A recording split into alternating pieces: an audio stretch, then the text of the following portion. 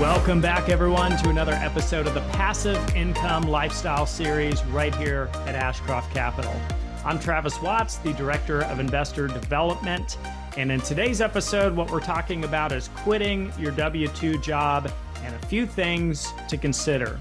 Disclaimers, as always, never financial advice. Not going to tell you or anyone what to do with your money. Please always seek licensed financial advice. Now, with that top of mind, I've been asked over the years, many times over, what the transition was like when I left my W-2 job in the oil and gas industry to pursue becoming a full-time investor. And like many of us, I'm no exception, we have a certain need for certainty and predictability and stability. After all, humans are creatures of habit. So if you're the kind of person who's looking to leave your W-2 in pursuit of entrepreneurship, launching your own business, or perhaps becoming a full-time investor, here's a few things to consider. The first is your cash position or your safety net. Now, you'll hear people say different things, and it's really up to you on what you choose. I've always preferred to have about 6 months of living expenses in pure liquid cash at any given time. Now, for others, it may be a 1 year worth of living expenses, or perhaps it's even less because you have options to gain some liquidity if need be. And what I mean is maybe you've got a brokerage account with some stocks and ETFs and mutual funds that you could sell, and in a few days you could have that liquidity. Or maybe you have a home equity line of credit on your house where you could tap into the equity in your home. So we're all different, but I think it's very important to have a safety net before you make such a life-changing decision. And number two is to make sure that you have a good grasp on health insurance, because when I was a W-2 employee in oil and gas, my employer was paying the majority of the healthcare cost. My out-of-pocket every month was only about $100. And when I left, turns out in the private sector, that was north of $1,000 a month for the same type of coverage. So you'll want to know what those numbers are for you before you decide to take the leap. And number three is to focus on cash flow. Whether you're going into business or you're going to become an investor, whatever it is you're going to be doing outside of W-2 work, in a lot of cases, when people start a business, it's pretty common that they don't actually pay themselves for a period of time because they're reinvesting the profits into the business, or the business takes time to become profitable, or they're trying to grow and expand and hire staff and do marketing. And so they're going to pay themselves last or not at all. So if that's your situation, you actually may need more than 6 months living expenses in a safety net, depending on your venture. And if you're going to become a full-time investor, let's just say a passive income or a cash flow investor, same concept. Not every investment you make is going to perform or outperform the expectations. You're going to have some that underperform or stop distributions. So I always look at that as kind of the worst case scenario. What if my portfolio dropped down about 30%, either in value or in terms of cash flow? Could I still maintain the lifestyle that I'm looking to achieve? Number four is to consider your credit. Are you going to need your credit in the foreseeable future after you make this leap? Because lenders and banks love W-2 income. And funny story on this, when I left my W-2 oil and gas gig, I was actually making the same, if not a little bit more in income through being an investor. But the funny thing is, the way banks looked at me, I didn't even qualify for the house that I was living in that I had already purchased, which is quite bizarre.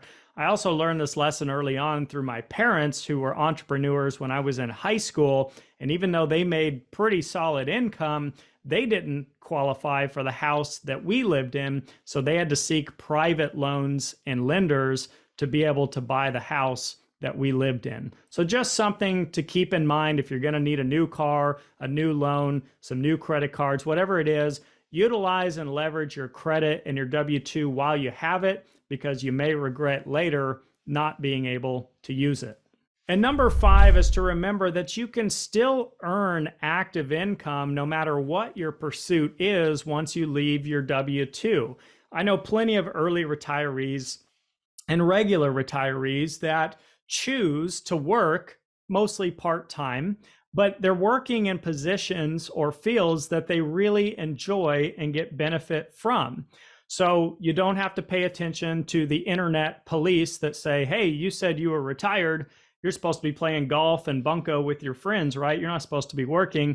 That doesn't have to be the case. Maybe you want to write a book. Maybe you want a podcast. Maybe you want to blog. Maybe you want to volunteer your time. There's nothing wrong with working after quote unquote retirement. So just keep that in mind as part of the overall strategy. And number 6, to piggyback off that point, is just to simply remember you can always go back to joining the workforce if you have to. You're probably not going to regret taking a leap of faith and taking a chance on yourself or on the business you've always wanted to launch, or to really try to become a full-time investor. But if you give it a year or so and it's just really not working out, it's not what you thought, you can always go back to becoming a W-2 employee for a period of time and then try again later, or just take the traditional retirement route. As a matter of perspective, the average retirement age here in America is somewhere in your 60s. So if you're younger than that, you still have time on your hands. This can provide a lot of peace of mind and comfort.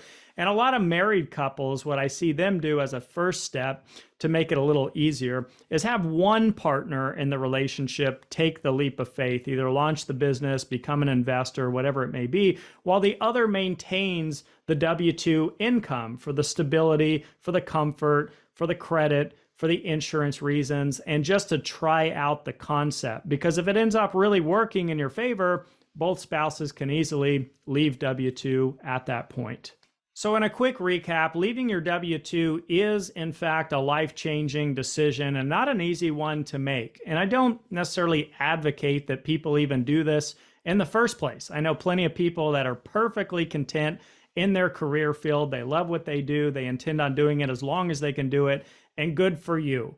What was happening in my life when I made this decision is, number one, I did not enjoy, not even in the least bit, what I was doing for work. So I knew I had to make a change anyway.